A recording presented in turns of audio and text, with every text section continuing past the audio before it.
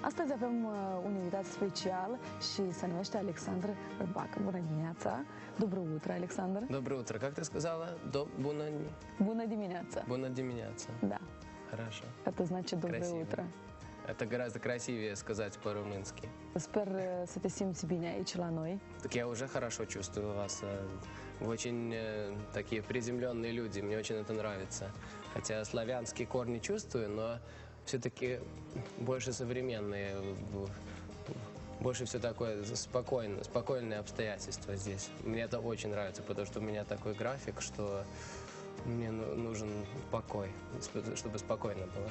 Pentru că ai specificat de grafic, cum s-a schimbat viața ta după Eurovision? Самая лучшая сторона, что сейчас мне не нужно добиваться ничего. Сейчас сразу, когда у меня новый проект, если я хочу с артистом каким-нибудь исполнить песню, или я хочу в страну другую поехать, мне просто нужно имейл послать, электронную почту, и все уже тогда наладилось. А раньше нужно было все время добиваться. А сейчас гораздо легче. Это огромная привилегия для музыканта. Totuși ai rămas un băiat simplu, toată lumea te cunoaște, tu ai rămas cu picioarele pe pământ, deși ești celebru. Cum reușești să faci chestia asta? Я просто всегда вообще-то был чуть-чуть избалованный с детства. Я всегда привык, что я центр в группе, так что меня уже давно избаловали, так что для меня это небольшая была новость, что у меня публика вдруг появилась. У меня семья публика была раньше, а сейчас просто побольше публика, больше миллиона.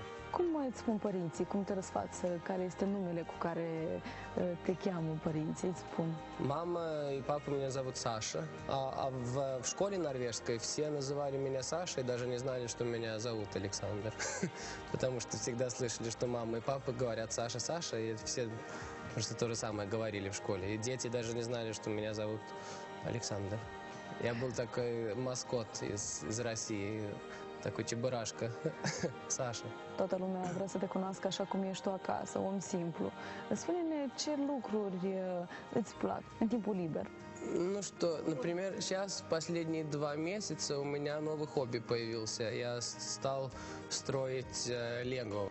Вообще-то это же для детей, да, но это очень хорошее хобби, потому что это меня напоминает о том, что все самые красивые большие вещи начинаются в маленьких, разных таких странных кубиках, да? И если просто есть терпеливость, так тогда получается большой-большой результат. И эта философия очень хорошая для всей жизни моей вообще-то, что всегда нужна терпеливость и все время не сдаваться, что не рассчитывать на то, что все сразу будет хорошо. Нужно сначала заниматься, так же, как лего строить. Sначала нужно маленькие куски, а потом, сейчас, например, я построил большой робот. Он двигается даже. Pentru fanele tale din Moldova nu pot să nu te întreb, pentru că ești un băiat frumos, dacă ai iubită și viața ta personală. Cum decurge? Mai ai timp și pentru asta? У меня есть время на личную жизнь. У меня была девушка любимая 2 года. К сожалению, расстались. Ну, такой факт, что были, больше нас нету вместе. Очень жалко, так что я как-то не готов сейчас. Если я бы был готов к девушке, тогда бы я все-таки попробовал с ней побыть. Ну, так получилось, так что я уже сейчас хочу тогда, раз уже так сейчас получилось, тогда я с карьерой моей работаю. Но я с удовольствием встречаю фанаток после концерта, раздаю автограф. И я абсолютно всех девушек очень люблю. Большая привилегия моя, что у меня так много публики. Единственное, что одна девушка последние 3 года мне звонит 60-70 раз в день. Представляешь? Я пробовал разные способы, чтобы она меня оставила в покое. Но звонит. Самое глупое, что первую неделю она позвонила мне, я совсем не понял, что она хотела от меня. Так что я сказал, пожалуйста, я совсем не понимаю, что ты хочешь, но вот мой имейл. очень глупо было с моей стороны, потому что сейчас она и посылает мне 40-50 имейлов в день и звонит мне много раз. И сейчас была в Норвегии летом, маму и папу трогала. И такая очень неприятная ситуация. И тогда у меня был выбор: или полиции позвонить, да, или песню об этом написать. Так что я лучше песню написал. Это типа больше даже как комплимент ей, раз она так меня вдохновляет, понимаешь? Так что, хочешь спою сейчас? Хотя эта песня вообще-то это очень новый жанр для меня. Believe me when I say you stupid fool, you're scaring me to death, that's not cool. Why won't you leave me alone? Just leave me alone. You're crazy, leave me alone. I beg of you to stop and think this through. It's time you started playing with someone new. Why won't you leave me alone? Just leave me alone. You're crazy, leave me alone. Такая вот. Надеюсь, они смотрят молдовские телевидение в Израиле, чтобы она услышала и оставила меня в покое. Care este genul de muzică care îți place și pe care îl abordezi cu drag? Мне самое главное, чтобы мелодия хорошая была. Если это поп-музыка, чтобы текст хороший был, и чтобы аккорды были хорошие. И чтобы это все было в гармонии друг с другом. А жанр, мне все жанры нравятся. Мне очень нравится, например, метал. Я играл с очень хорошей группой норвежской, black metal. Потом нравится, классика, конечно, я же классический скрипач. Только что сейчас экзамен сдал, мастер, с самой хорошей оценкой, кстати. Так что спасибо. Нравится поп-музыка, Майкл Джексон, Стинг. И я пробую, у меня же много детей в публике, я пробую им сказать, что если они играют на инструменте, они должны слушать разную, даже если они не играют на инструменте, люди должны слушать разную музыку.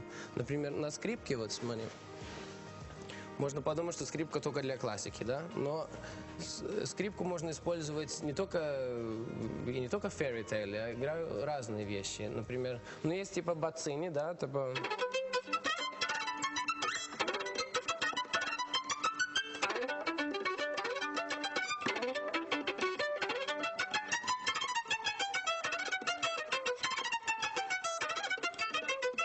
Вот такое, да? И можно еще играть, например, вот мне очень нравится Майкл Джексон.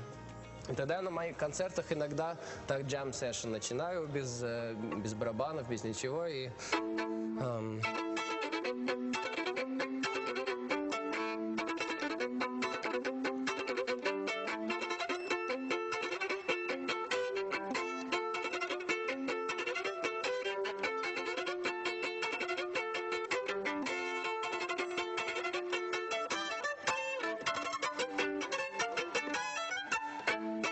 и далее.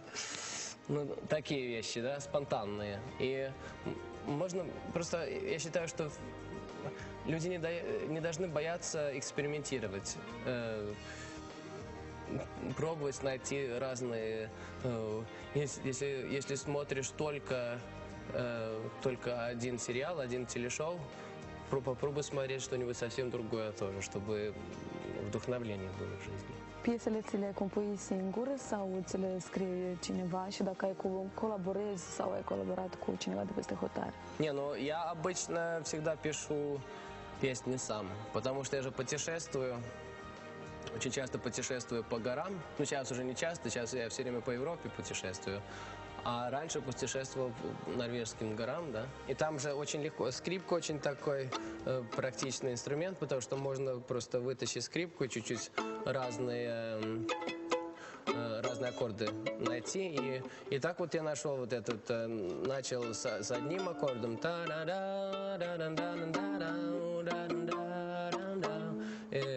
И начал текст придумывать. Так что меня природа вдохновляет. И очень все просто. Если знаешь аккорды на твоем инструменте, так все можно, все получится.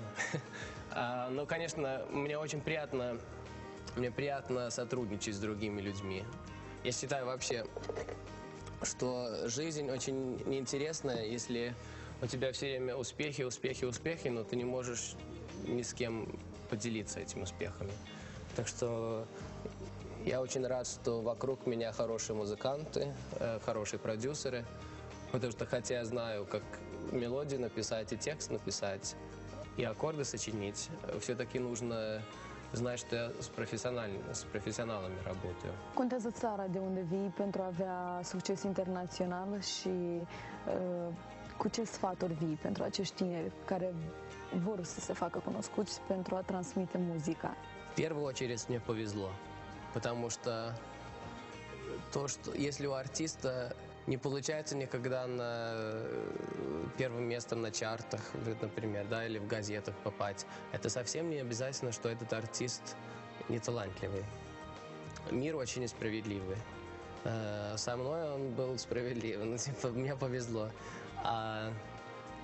Единственный совет, что я могу дать, это что люди, которые интересуются музыкой, они должны помнить свои корни.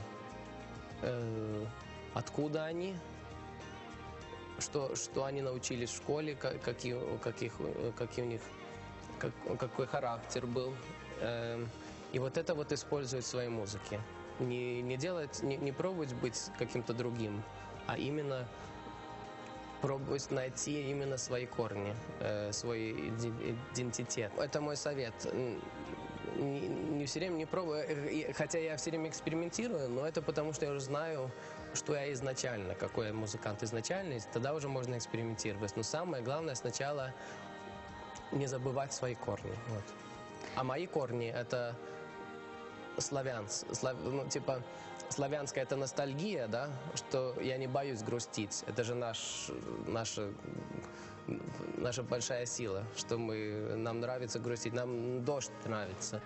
Но кроме этого у меня еще норвежская сторона, что я очень люблю быть открытым, со всеми разговаривать. У вас, кстати, тоже есть такое что-то. Вот здесь чуть-чуть по-разному. Вы чуть-чуть отличаетесь от русских, например, потому что в России люди только открываются своим близким, а здесь вы всем улыбаетесь. Это мне нравится, это как в Норвегии. Să fii sincer, ți-a plăcut în Moldova și dacă ai avea posibilitatea te-ai mai întoarce aici? Ну, вот это да. Мне очень понравилась ваша страна и ваша публика.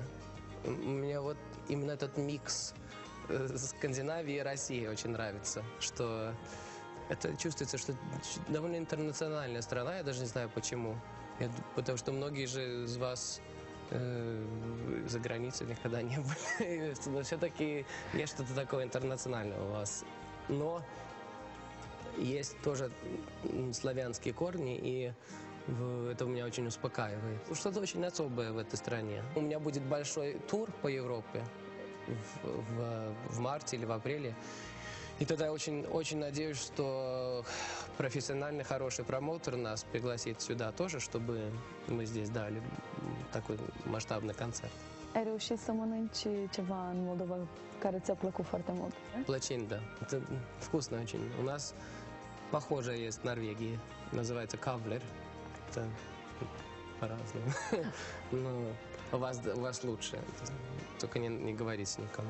Transmite un mesaj pentru telespectatorii noștri care ne privesc în această dimineață. Спасибо вам большое за то, что вы меня так приняли. Мне очень-очень приятно здесь. Я точно еще приеду сюда. И надеюсь, у вас такая же милая улыбка будет. Я уже вас очень люблю. И самое главное, спите много, нужно спать, чтобы... Хотя сейчас утро, уже пора вставать. Noi îți mulțumim că ai fost prezent în această dimineață alături de noi. Te mai așteptăm, sper să mai vii în Moldova și să ai zi cât mai frumoasă. Спасибо вам большое, очень приятно здесь быть. Как вы говорите, привить, примаура.